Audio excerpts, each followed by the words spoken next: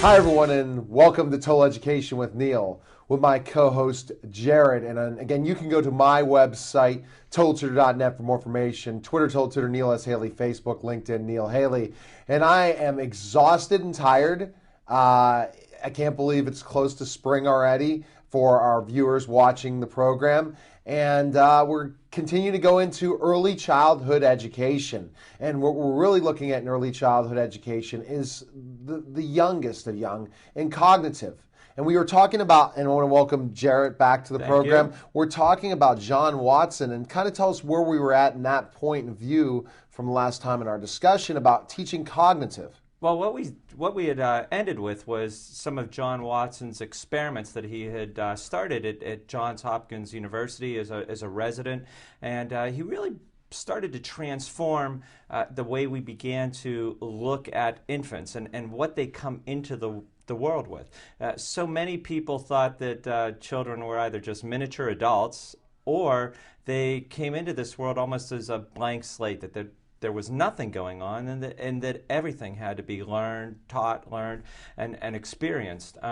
Watson began to notice through his work as a behavioral pediatrician, he began to notice that infants were being born into this world with a set of amazing skills that were perfectly suited to their lives. And even though that was the beginning of what he started, his work led other doctors, scientists, researchers, and now, of course, with the ability to map the brain the way we can through imaging, high-tech imaging, we really have learned that Watson's work was really accurate. Now, some of his later ideas, they were a little bit, let's say, unique, but, and in fact, Watson went on, this won't be a whole show about John Watson, but he went on to actually have a career in advertising, and some of those same marketing ideas that he learned by watching infants,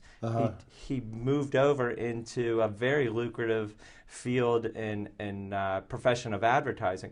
But again, what he began noticing was physically infants were very well adapted for their new environment, but cognitively they were adapted to their new environment.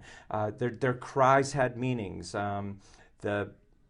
The reflexive nature, even though it's reflexive, and we know that means, built in, born in, their reflexive behaviors also had cognitive meaning. And we left off the show with that beautiful statement that he had spoken about in a speech, where he talked about when he gave the baby formula, the infant formula, how the infant stopped crying, the breathing became regulated, and the baby grabbed the lapel of his science jacket, and that was an amazing. Even John Watson was very touched by that, and he wrote about it and he talked about it. But almost a Pavlov's dog in certain aspects, in a certain way at that point, and not reflexive in a way, but ultimately seeing. And you're right, and certainly Watson was influenced by Pavlov and the behavioral therapists, scientists that were before him, but he took it to the next level. And what he did is he opened up the whole concept of Skinner to come later, who was a behavioralist, but he opened up the concept that cognitively infants are pretty smart, and what they can do, and the way adults respond to that infant then connects the next set of relationships and the next cognitive steps that come later. So the infant begins to expect that reaction from the adult. Now, that's relationship, that's social, but it's cognitive in that it becomes learned. And the infant responds to the cues that the adult gives, the adult responds to the cues that the infant is sending out. So it's really amazing stuff. And I'm going to jump in here. I know that this show, but the influence of this show, and this is totally anecdotal for our audience, but after last week's show, I get really excited, and I go out and I start writing some more for our book that we're putting together based on our show. I happen to be at a little kind of diner, and be using my headset to kind of dictate the show notes into our book form. And the waitress, is just getting like a pop and a little bowl of soup. And the waitress overheard me talking into the microphone. And she actually sat down and said, I have a 4-year-old, and she said, just listening to you. She said, I couldn't help but listening to what you were saying into your microphone. And she said, it was really amazing what I heard you talking about and how special the relationship can be and how important it is. And she said, I went and called my mother just to see how he was doing and had him get on the phone and talk to me. So that's the emotional influence that I think we've seen our show have. Absolutely. And definitely. And there's not that many formats out there. You might have Dr. Laura providing advice, or you have different people that are, psychologists or psychiatrists providing advice on TV and radio, but not to the point of parenting and education. Right. Not with the approach we're doing. The approach is more, you're the parenting, I'm parenting, but then we're also looking at the teaching end of things and of our developmental birth to 3. Now, the process, if I'm trying to remember, even from last week, isn't that sad? But again, it'll be on March's show because we're recording every month. The thing I think about, Jarrett, is we're starting with in the beginning when I talked about reaction and how parents act and interact with the kids when they're babies and how they react and how the sleep patterns and all these different areas. That's all cognitive. So, for example, mom, it's much more difficult if mom is nursing to get the baby not to just say, I have 24 hours a day, 7 days a week feedings. So I'll go ahead and do a shift where I'll go downstairs, maybe feed the baby a bottle. I don't care what people say, well, if you're breastfeeding, you should never give a bottle. No, you can pump, but ultimately also you can give a bottle. They feel that interaction that mom's in the room and they're ready to feed.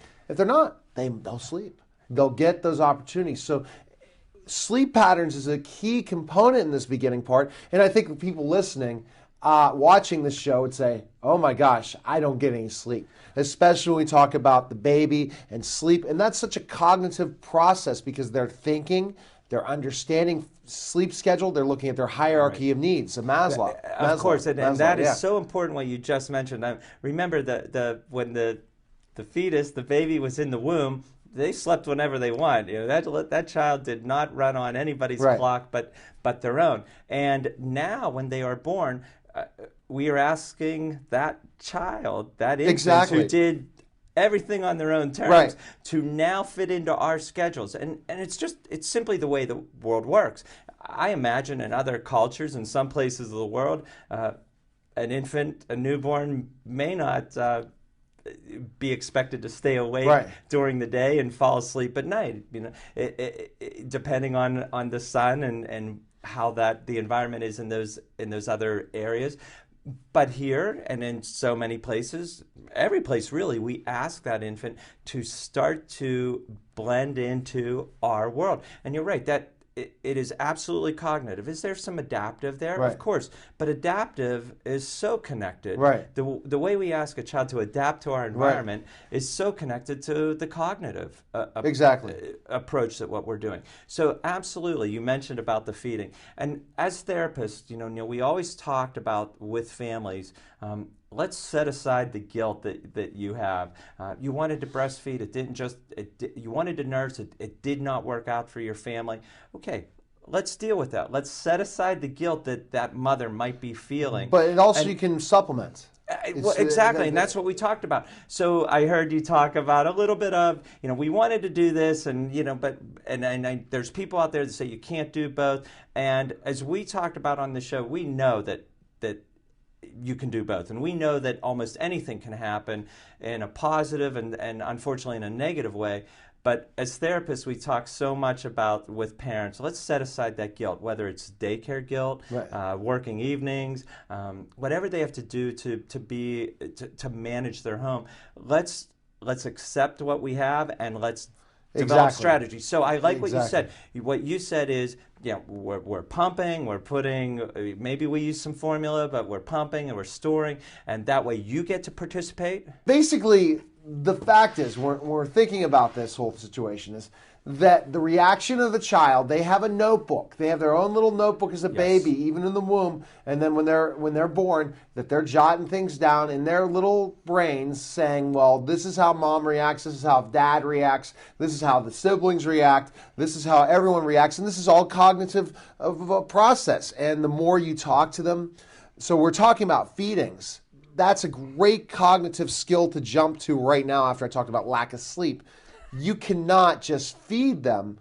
Even if you're giving them eye contact, that's part of the cognitive process at that age, for sure, because you might be tired and you don't want to keep them up. But at times, really interacting, really talking to them, telling them how much they love them, all these different things, so key, right? Of course it is, and you touched again on so many components of what you mentioned Maslow and the hierarchy of needs. Well, we know that feeding and sleep, but feeding is the priority for an infant, and what a perfect opportunity to use again an everyday routine many times during the day, especially with a newborn, for feeding. And here's a perfect example of what an infant can start to do. And I've seen this as early as 2 months with children, with infants.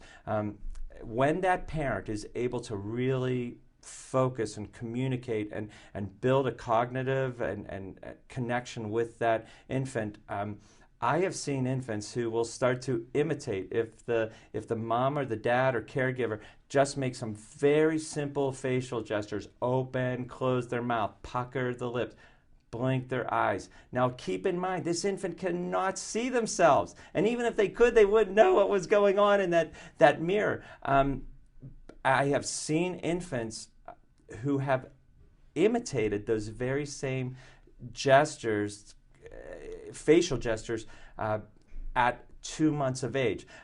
Now, 2 months is further along than a newborn, but it starts at infancy. It starts at that newborn period. When we get back, more Total Education with Neil with Jarrett, and we're going to really delve into more of this cognitive, because this is a process. We talk about all the different areas of needs: feeding, changing diapers, doing these.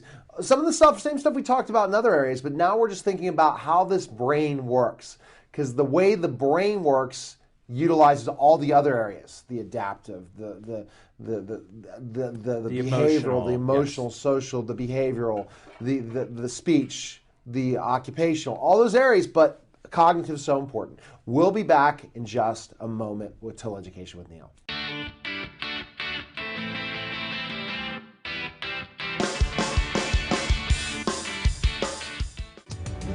We had been called up for the first time. Wildfires were getting close to homes. At that moment, I got my first taste of just how important the Guard is.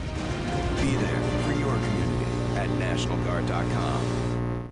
Getting old is horrible, okay? Horrible. You're not old. Oh, Melissa, come on, look at me, grow up. The only men that hit on me these days are undertakers. You know, I don't want to talk about this. You've got to understand what's going to happen. You've got to understand my needs. You've got to understand my wants. No, la, la, la, la. Don't give me la, la, la, la, la, la. I don't. I can't do Talk this. to your family about aging, even if they're not ready to listen. No matter who you are, it's not easy talking about aging. For help, go to voa.org/talk. A message from Volunteers of America.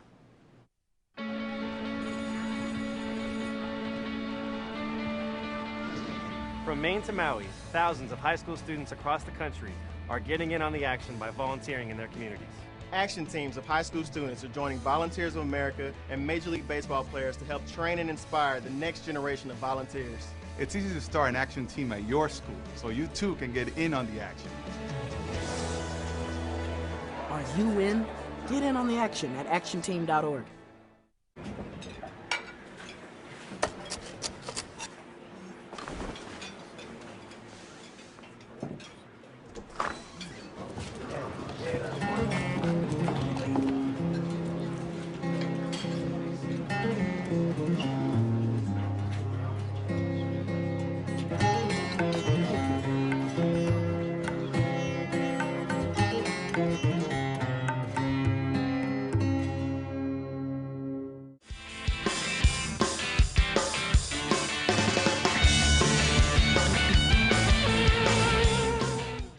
We're back to Total Education and Neil, and we're with Jarrett, and we're talking about, again, the whole situation about the cognitive ability of babies and how do they interact, how they understand, and how they learn all the different processes of how they think. And cognitive is something that you, like we talked about, all these behaviorists that we've discussed and how they react in different things. Sleep's one thing. The reaction of the parents is another thing. And I think we touched upon that on the last show about the reaction because we talked about lack of sleep. But let's look at their needs. We talked about feeding. Now let's thinking of clothing. Let's just think about diaper changing. Mm-hmm. And what types of strategies would you use, Jarrett, in a diaper change? Again, now this is a perfect opportunity. It would be a little bit early, but we start this at infancy. You know, when the infant is first brought home, you're starting to introduce peekaboo. This is even before the infant can get his or her little hands and arms up to their face and pull down the cloth. Have the parent cover themselves with the clean and fresh diapering cloth. Pull it away. Talk to the baby. What we're beginning to do now, and this is our audience who's been a part of our show for so long now. We've talked so much that there's no abstract thought in an infant. Everything is concrete. It has to be touched, heard, tasted, and so everything that you do with that infant, that newborn, needs to be concrete. That child needs to see it right in front of them, touch it right in front of them, hear it, taste it. That's why they put everything in their mouth. But take that opportunity at a diaper change. Cover your face, cover the newborn's face. Don't leave the cover on too long for a newborn because they actually may get frightened. But do that with themselves. They begin cognitively, they learn the rules of play.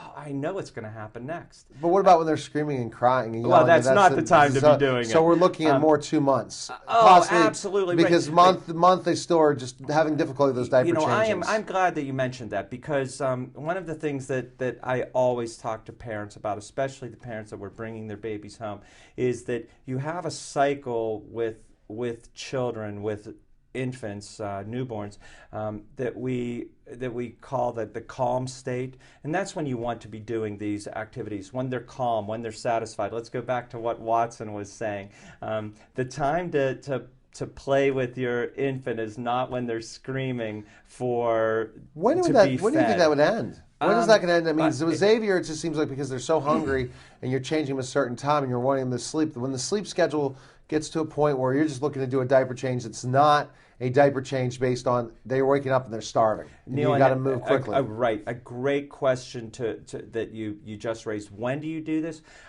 As Watson learned, right after you've fed that newborn. And that's when parents will, a lot of times they'll say, well, but they fell asleep. You have a brief window before they fall asleep where they're calm, they're satisfied. Now that begins to change as their brain becomes more mature, as their nervous system becomes more mature, and that newborn is able to regulate better. They will stay up longer. They will react better to what they're doing. Keep this in mind too. The infant has to use a tremendous amount of energy to eat.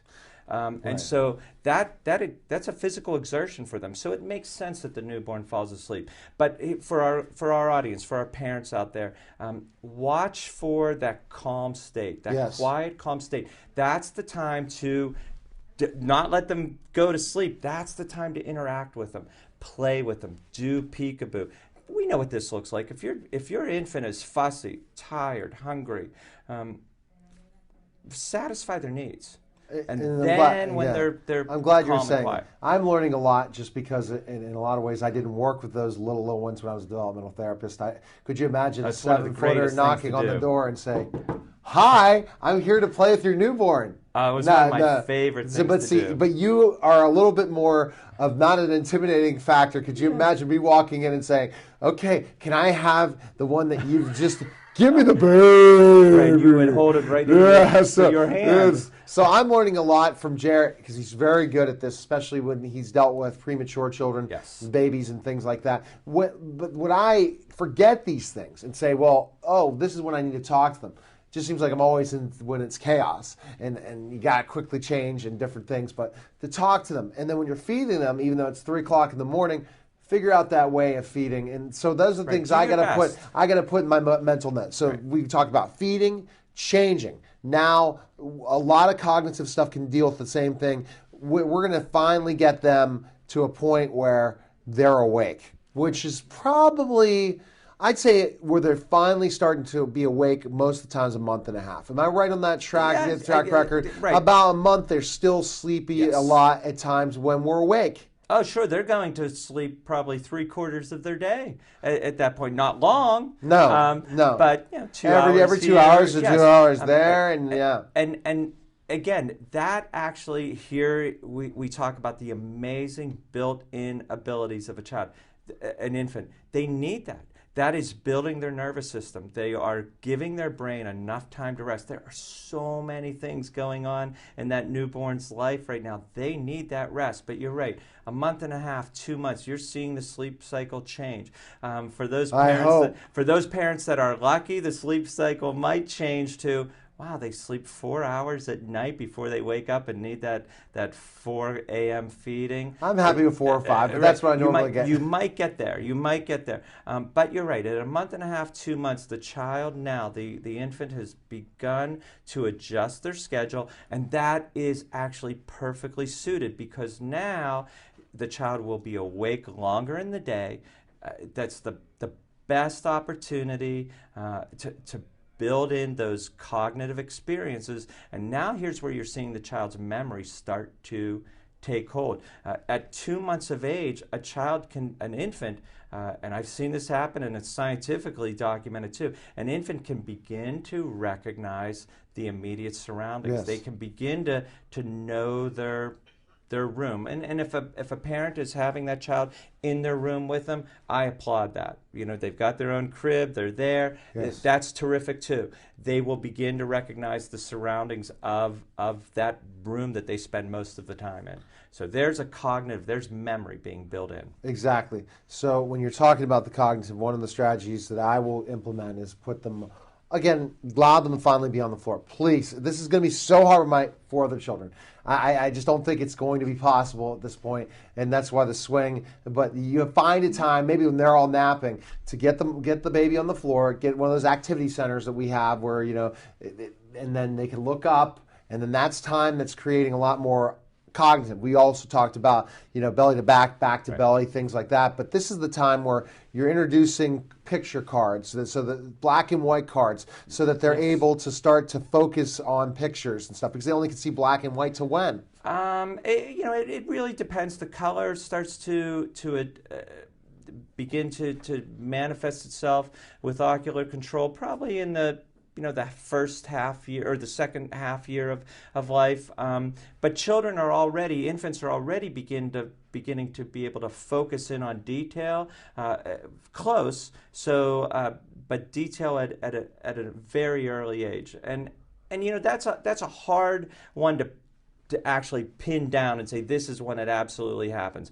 But I would say to our audience, watch your child, watch your infant. And when you feel that they are beginning to recognize the surroundings of their room, then that means that they've actually started to grasp details. When they are beginning to not just see the outside of your face, but actually the nose and the mouth and the eyes, and now they're beginning to see detail, and you can go into some more sophisticated type of pictures and different kinds of toys that you'll present. And get them on the floor is so key, but safety is the key.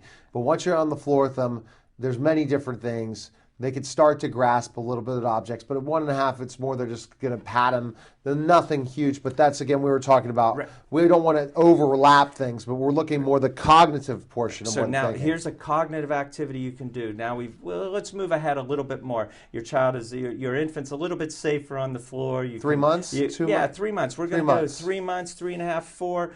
We talked about the concrete learning of a child. It's still of an infant. It's still here, but here's now where we begin the concept of object permanence. We begin to help that infant learn that just because something has dropped off the table or moved out of their field of vision, that it's not totally gone. And here's one of the neat things that I did with probably all the 4-month-olds, 3.5-month-olds, that when I would show parents this, that they would smile, they'd laugh. Some parents would actually stare incredulously and say, I can't believe that my little one did this. But let's say you're doing a floor activity. You have them in the boppy, or they're on their belly. Take that toy, that ball, that rattle, and move it very, very slowly out of their field of vision. Let their heads turn, or let their eyes follow it. And then when it disappears, see if they linger there for just, watch their eyes, watch their head. See if they linger there for maybe a split second, half second, a little bit longer. And what you'll begin to see is each time you do that with your child, they'll begin to learn that, oh, it's going to come back. And then they'll get bored of it, and they'll say, I don't care if it comes back or not. But that's how we, again, begin to build expectations, memory, really almost scientists, little scientists, in that they begin to expect, they get certain things. They know that certain things in the world will work in a certain way. The sun always comes up, the sun always goes down, and mom and dad always feed me when I start to cry because I'm really hungry. So we take that focus and other things to the fingers. We talked about that before, and then see if they can follow the fingers around and do different things. So there's plenty of activities, and it goes back again to the hierarchy of needs, not just the floor time, which is more play time, but then you go to feeding, rocking them, changing them. All those areas you can continue to involve cognitive things, talking to them more and more and more. The more they're awake, the more you talk to them. Not at night as much, but during the day, talk to them, interact with them. So 3-4 months, you're starting to finally hear a lot more coos. Absolutely. You're understanding what really makes them happy. They are recognizing who you are a little bit.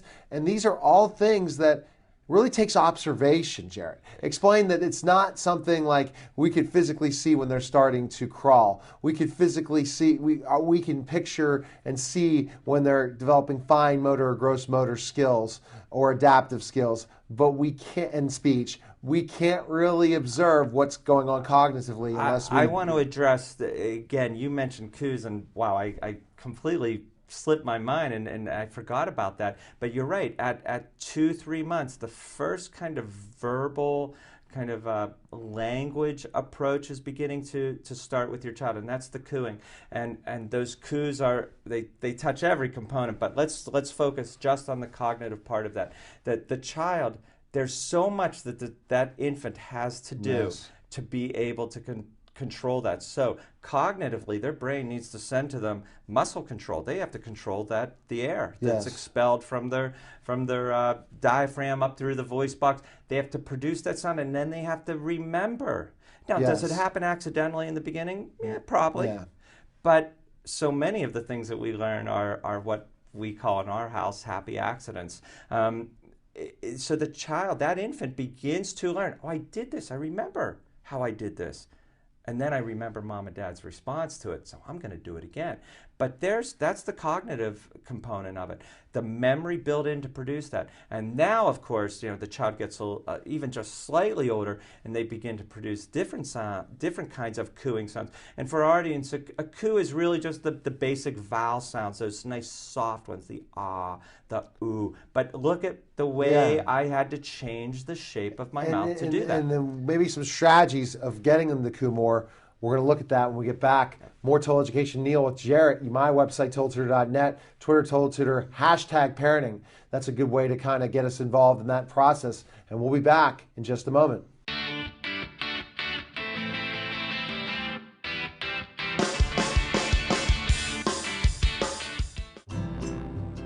Think you found every hazard out here today? Think again. The spot you missed could be a killer. That spot on your skin could be skin cancer. If you're a man over 50, you're in a group most likely to develop skin cancer, including melanoma, the kind that kills one person every hour. That's why your best shot is to check for a spot. It's easy. Follow through and check your skin. Go to spotskincancer.org to find out how. A message from the American Academy of Dermatology. What are you doing, dear? My finances. Every week I divide my allowance, some to spend, some to charity. But the first thing I do is set aside 10% to save for my future. That's awfully grown up. Did you learn that in school? No, Dad taught me. He said if you want something tomorrow, you have to save today. Dad's saving for retirement. I'm saving for a new bike. Choose to save. To learn how to get started, get your free Power to Choose brochure. He's a smart man, your father. Is your body holding you back? Where do you think you're going?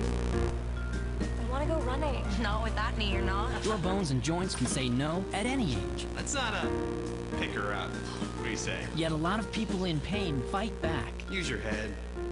Save your back. My bride, my rules. And regain their lives. You gotta be kidding me. Fight for your mobility. Visit anationinmotion.org. A message from the American Academy of Orthopedic Surgeons. I'll take it from here.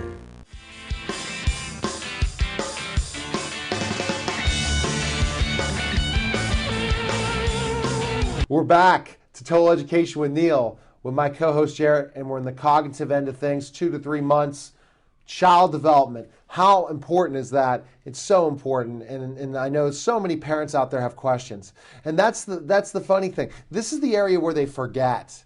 They think, oh, it's just going to happen. But it's going to make your life a lot easier. You hear about temperaments of kids and different things. It's all the reaction of the parent. More and more, my good friend Maggie Stevens from the Parent Fix, parentfix.com, she's taught me something so important. She's taught me that it's not changing the behavior of the child, it's changing the behavior of the parent. And my Q&A show on the Total Education Network and my website, totaltutor.net, every week we have questions from parents that we answer. And what I've learned so much is from Maggie is we're not in control. And that's pretty much the first thing I kind of remind parents of, especially the parents having their first child and they're bringing that infant home and they have the newborn. We're going to, for a very long time, we are going to be in their world. I think you're going to be in their world forever. And, yes. and it's all about consistency, but yet you got to see these temperaments, because my Anastasia is much different than Annika, much different than Max, that they develop. But you know Anastasia, but you didn't know her like you know her now. She's a tyrant. But we'll get to that. She is strong-willed, is what strong-willed, maybe, and then they're saying it's me, and that's my mom says it's me. So well, I was the tyrant. I was the tyrant and the strong-willed child. Which I never knew, but I was an only child. Maybe that's why it wasn't so draining for my parents. If they had 4 other ones as draining as me, they probably would not be around right now. Or they might have simply stopped because they had you and they realized that more than that would be too many to have to deal with. So okay, the cooing. Strategies to get them to coo. Okay, so now your infant is beginning to make these beautiful, wonderful sounds. And what you can do is you copy them back. Do it very slowly. The child is not going to do that kind of that reciprocating back and forth yet. But they are going to see the parents' reaction to it, and they will gradually learn. Maybe rapidly, maybe a little bit longer, but again, they're going to do it on their terms. But what you can do is your child makes that, in the first sound you're probably going to hear because of the control, the oral motor control. Yeah. It's going to be the ah, it's just an easier sound to make, not the ooh so much. That's the one that I think we all respond to and love. But that ah or that ah sound, repeat that, but also go nice and slow so that your child can see how you're forming. So you're on the floor. You've just changed that diaper. They're fresh. Their legs are kicking. They're happy. So we're looking at speech, but cognitively, how do we lead it? Cognitively, they're learning how to control their breath. They're learning how to form. But do you think they coo because of what we do? That's where I'm trying to. That's the kind of strategy I'm thinking about. Is that by us walking to the room, cheerful, smiling, are we going to have more of an opportunity of a coo than? Absolutely. Yes. You're right. Absolutely. It's the smile. It's the happiness. I only got 2 hours sleep, but hi everyone. Right. They're going to be more willing to coo. They're going to be more willing to feel comfortable and to react more. Absolutely. You didn't get much sleep last night. Imagine if you would have come in, sat at this desk, began the show, you would have been slumped over, maybe your hand is like this. You didn't have that, you wouldn't have had that energy. Who would want to watch the show? people wouldn't respond the way that they're responding. So that carries it over, or the boss, the boss who comes in and doesn't say hello or greet their employees and is hard to predict, unpredictable, irrational. Who would want to be in that environment? None of us would. Would you learn in that environment? Maybe, but you wouldn't learn nearly as quickly as you would in an environment where the infant is feeling secure, feeling safe, and learns, here's the learning part, learns to count on their mom and dad, the caregivers that are a part of their life. Absolutely. So the cooing is, what I'm looking at is the cognitive reaction to that. So we're getting reactions to certain things through cognitive. So we're going into, what's going to happen is we're going to see about the same thing happening based on their reaction, how they react for a diaper change. 6 months, are they going to fight? Are they? It's at 12 months. Are they going definitely to? Definitely 12 months. Are they going to sleep through their nap? Are they going to go? Are they going when they're hungry? Are they going to scream? Or are they going to be patient? All these things develop cognitively through us. We're more in control of what we do how they think based on our reactions. Right, and here's what happens. You have the infant, you have that newborn. There is definitely cognitive ability. It's not all that sophisticated, but it's there and it's perfectly suited to their world. But so much of what they do is based on the nervous system. And what begins to happen is that we talked about this last week with adults where imagine if our brain didn't have filters. Imagine if our brain couldn't block out the jackhammer that's outside the window or 4 screaming kids while you're trying to feed the 5th one. We're not born with that, though. Our brain learns to do that. So an infant, the nervous system is really in total control. The cognitive ability, the cognitive development, the brain development of that child is what begins to control the nervous system. So you mentioned, does the infant begin to be able to wait even just a little bit for that food, that bottle, mom to teach come them to over? wait?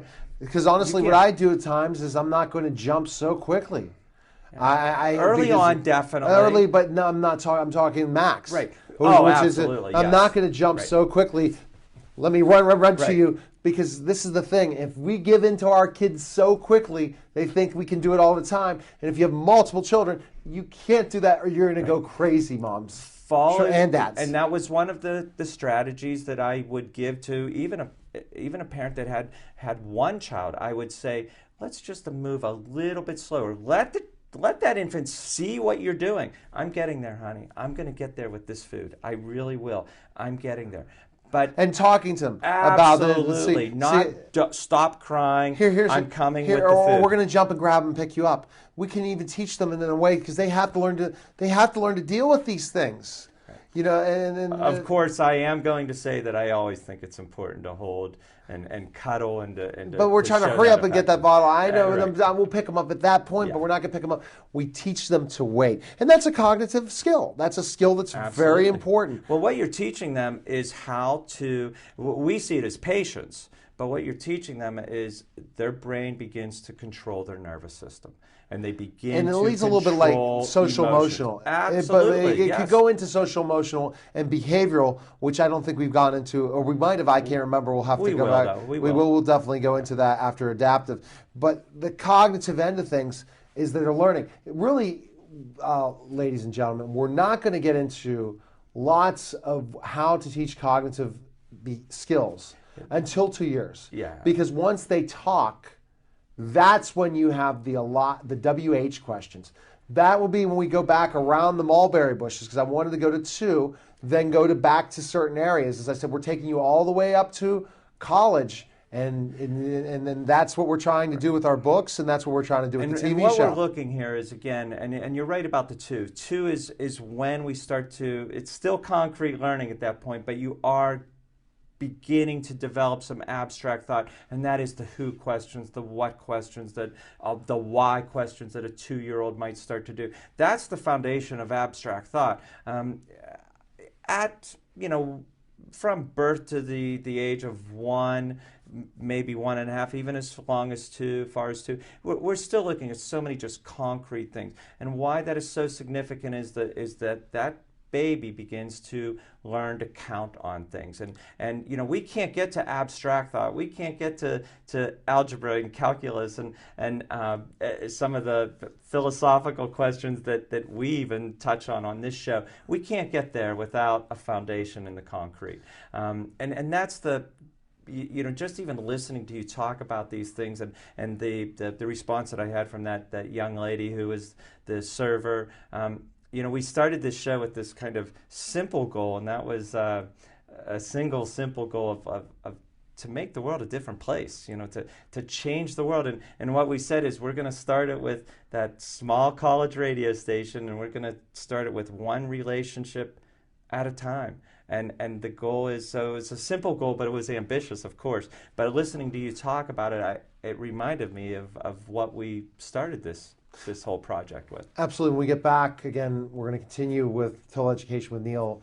My website, totaltutor.net, Twitter, Total Tutor, Neil S. Haley, Facebook, LinkedIn, Neil Haley. Those are my personal pages to go ahead and friend me, ask me questions. Twitter is a great one, but Pittsburgh still has to learn what Twitter is in certain aspects. But hashtag me and just say, hey, ask me a question, and I will answer those questions. And I will follow you on Twitter, especially in the involvement. When we get back, more finishing up this cognitive, because some of the things that we will do from 2 on, we can do earlier. We're just not going to get a reaction. We'll be back in just a moment.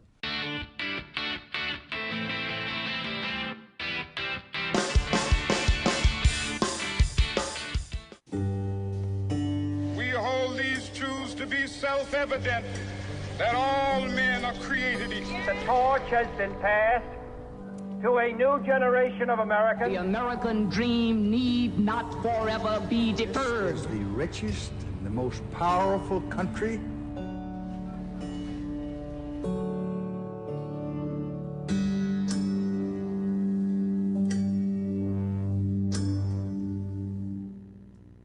When I was younger, I didn't want to admit I had a serious disease. Because of my diabetes, I lost the sight in my left eye. Misconceptions continue to surround this monster public health issue, but the simple truth is, diabetes can often be prevented and complications avoided. You're not alone. Understand the realities of diabetes and know that you can manage it and lead a full, active life.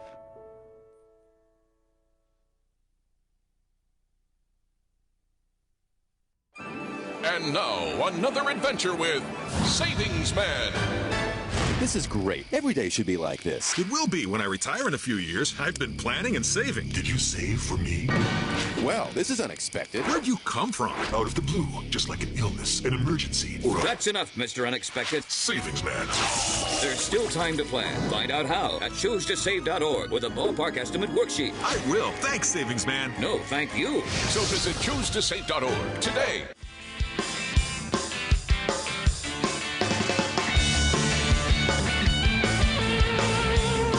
We're back to Total Education with Neil with my co-host Jarrett. More cognitive ability, birth through adulthood, but only we're going into the early childhood stages of cognitive ability. And the thing that I have touched upon, Jarrett, is honestly the measurability of birth to 2 cognitively is difficult to really gauge.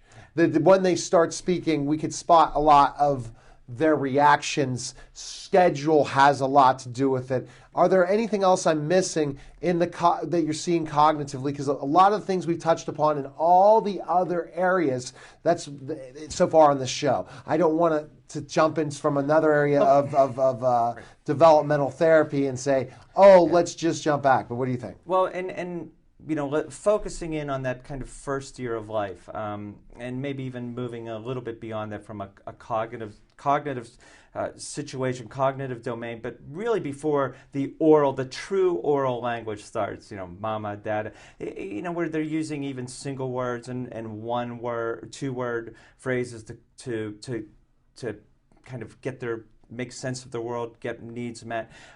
Before that, though, there's so many things. You mentioned that it can be hard to do. Well, hard to observe because so many things can be happening in all the areas, but cognitively especially. But we talked about, now that child's 7, 8 months, they're mobile, either mobile through crawling or rolling or scooting, however they might do it. There are many things. You're now starting to teach cause and effect to your child. That's cognitive. So they begin to, so you close the lid on a box, and even if the child can't get there, that infant can't get it to open up, you open it for them. Or here's where you do hand over hand, and you pop you hit that little switch, that little lever, that the box pops open. You don't even have to do this with a real toy. You can or with a store-bought toy. You can make one your own out of just a plain old box, and you lift the lid on it so the child can begin to look inside it or have certain expectations. But here's where curiosity begins to come in. That 7-month-old will try to get into that box. They'll want to open it. Cognitively, they've learned, I need to see what's in here. How do I do that? It's actually a pretty neat thing to do. A child who doesn't have the finger control to open that lid on their own, does it mean that they won't open it? Absolutely not. They'll learn that I can knock it over. A lot of play therapy between 1 and 2. They're doing a lot of things on their own, or 8 months to 2. They're doing, but not really talking through it. Oh, absolutely. I mean, they're not pointing what to we things. think of They're language, pointing things. They're grabbing things. They're eating. They're biting things. That's a good reminder for me. They're putting things in their mouth. That's another. Even though we talked about that's adaptive, that could be fine motor. But the cause and effect. Does this taste good? No, this doesn't taste good at all. This is too hard. I can't do anything with this. Or let me throw this. As Max will throw the ball at people and wail things at people. Now he'll take the in his pack and play. He'll grab the pop-up toy and throw it at one of her siblings. He has no idea why he threw it. He just wanted to throw it out, and he's just so strong. He just tosses it. But that he wanted to see what the effect of throwing it. Neil, you mentioned about putting things in their mouth, and yes, that's the oral connection to learning. I know that there are our audience out there, the parents out there, caregivers, that they'll say, oh yeah, if I put my child's pacifier, if I put my baby's pacifier in upside down, what do? They turn it around. They've learned. They've learned that, oh, I don't like the way that feels. And they've learned how to control it. Oh, I can flip it around. Now, early on, they might have just spit it right back out. But I've seen this with children, with those infants, with those textured balls and those rattles.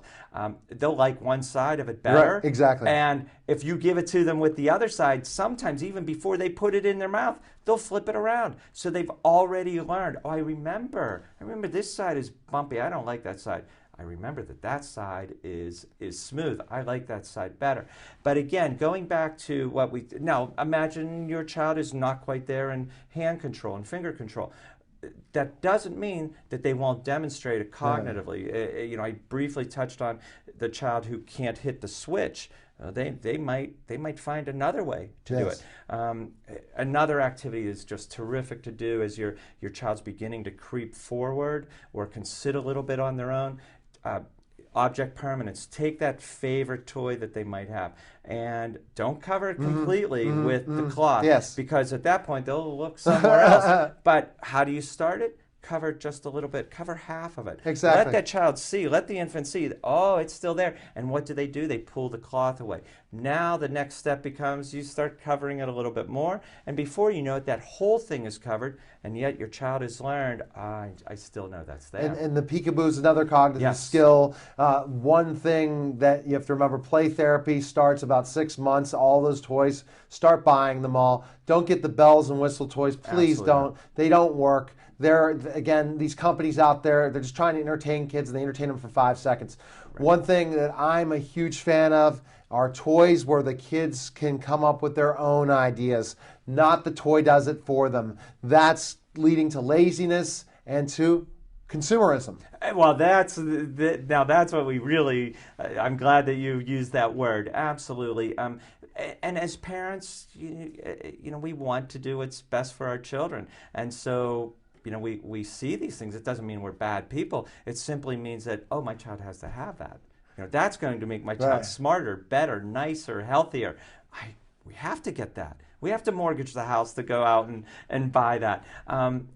But as we learned, one of my favorite things to do as a therapist was to come into a home and have a handmade toy and say to the parent, hey, you know, did you see how I did this? Yeah. How about I just let you have it? And next week we'll work on one together, or maybe you or Dad can make this, and I'll get it back from you next week. You can have it this week, but why don't you see if you can make it? And if you don't get there because you didn't have enough time, hey, don't worry about it.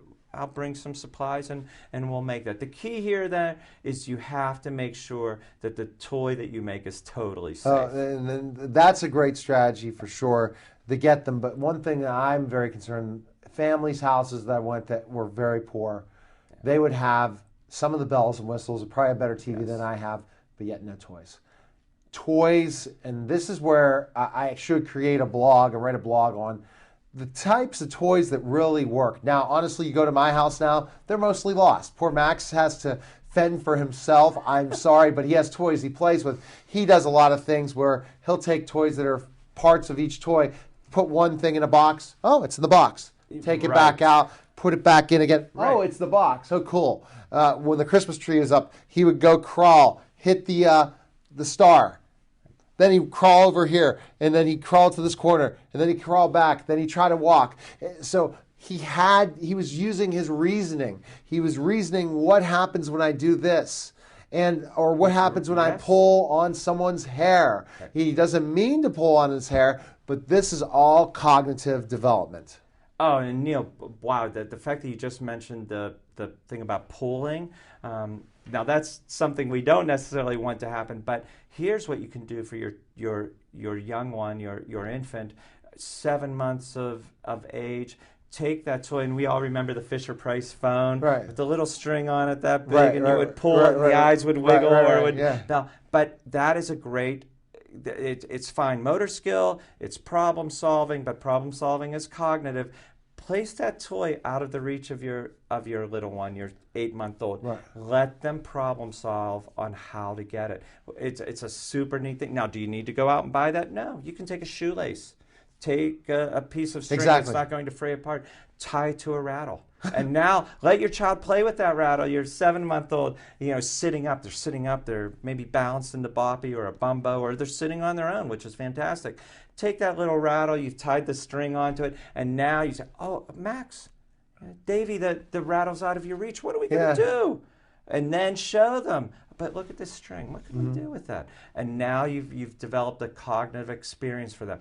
I begin to reach for that string, and I get it, and now I can put the rattle in my mouth. That's how an older child learns to say, "Oh, my favorite car is way underneath the couch, along with potato chips." And he throws his pacifier all the time. Pacifier. And what do they begin to do? It's the neatest thing. It's so cool when the child says, "Oh, is there a yardstick here?" Or maybe that long wooden spoon. They begin to make a tool. Exactly. And, you see this again, but it starts with the string, and that can be the tool that you can teach them with. You mentioned, I have to, you said Max will put something in a box, take it out again. How old is he now? He's 18 months now. Okay, 18 months. We can even do this earlier. Do this as early as you want, really, when your child is safe, but 8 or 9 months, your child's sitting up. Start with one object in the box. Then put a second object in the box. Watch your child, watch your 8-month-old's reaction when they open it up, and now they have to choose. Now they might put both hands in there and pull them out, but here's it.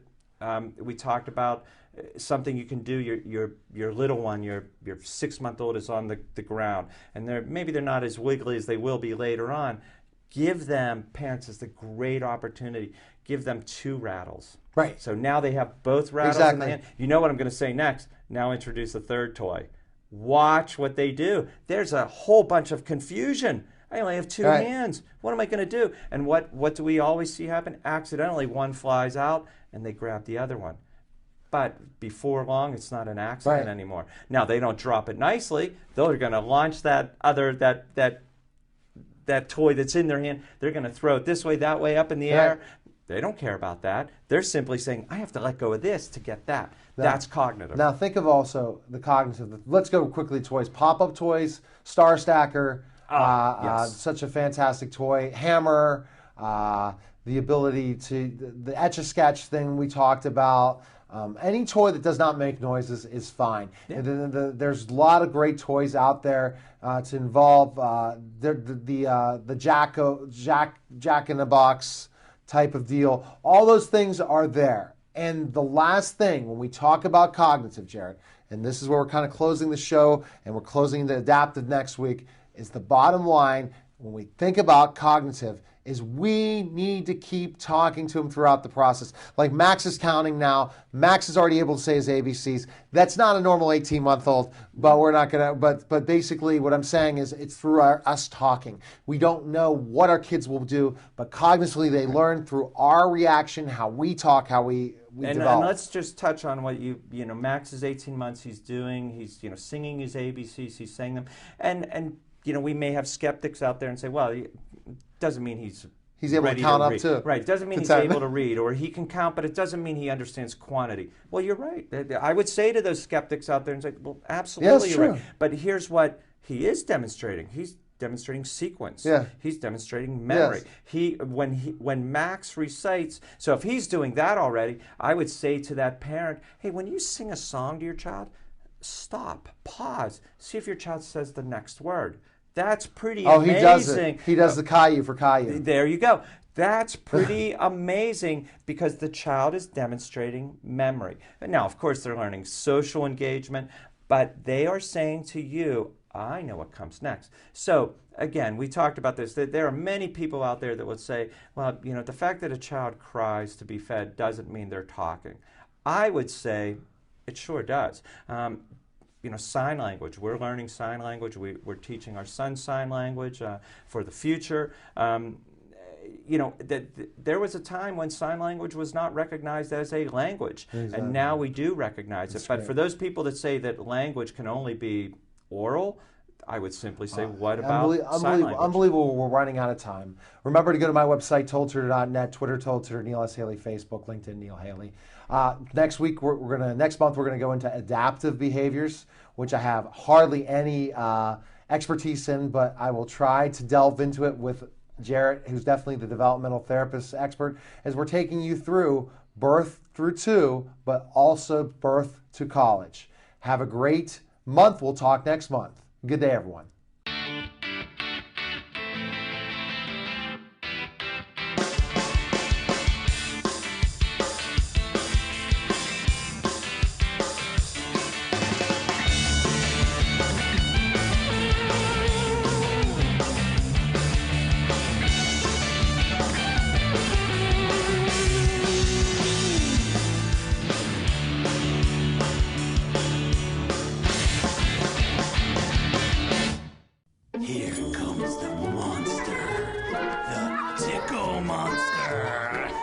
Just imagine what a little time can do for your family.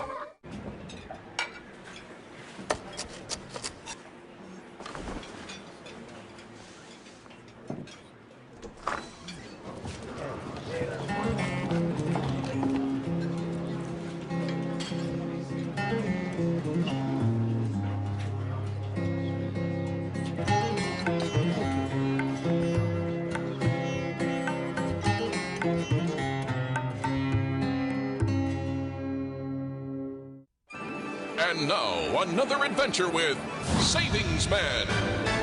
This is great. Every day should be like this. It will be when I retire in a few years. I've been planning and saving. Did you save for me? Well, this is unexpected. Where'd you come from? Out of the blue, just like an illness, an emergency, or That's enough, Mr. Unexpected. Savings Man. There's still time to plan. Find out how at choose2save.org with a ballpark estimate worksheet. I will. Thanks, Savings Man. No, thank you. So visit choose2save.org today. The American Legion. We're a powerful force for the nation.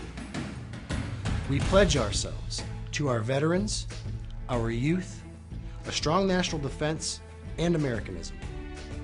These 4 pillars shape our work and what we do for America. We work relentlessly within our 4 pillars of service, and we succeed.